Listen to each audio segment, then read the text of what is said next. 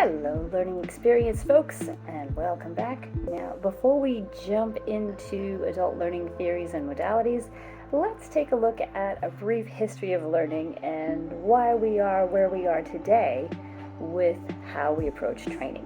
Okay, so let's get started. Around 10,000 BC, we have the cave person classroom. First lesson, don't get eaten by the saber-toothed tiger. The modality and motivation here is very simple: survival. Learning is literally a matter of life and death, and everyone is really attentive. Now let's fast forward to 400 BC with the ancient Greek geek squad. Enter Socrates, the original debate club president. His Socratic method involved asking a lot of questions, and this either made you very wise or very annoyed. Outside of a lot of, chin stroking and sandals, there was also experiential learning and self-reflection, also immediate feedback. Now, in 1200 AD, we had medieval manuscripts and a lot of monks. Monks sitting in drafty monasteries, copying things by hand. The modality here is endless repetition, mastery learning over such long periods of time. Then the Renaissance rebirth in 1500 AD. The Renaissance brings a huge surge in arts and sciences and the printing press. So now you can fail algebra in style with a beautifully illustrated textbook that wasn't written by a grumpy monk. Learning becomes more accessible, but also introduces the first instances of students doodling in their margins when they are bored. Here you also have the idea of guildsmanship, so you have experiential learning, problem-based learning.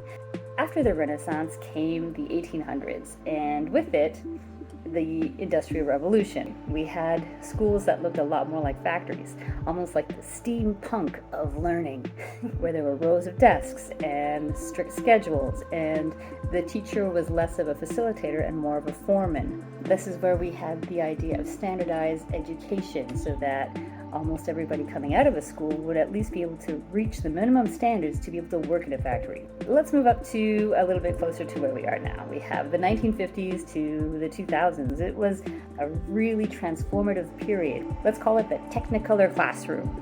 Enter some cool learning aids and job aids like film strips, and we have overhead projectors, eventually computers. Classrooms get a tech upgrade.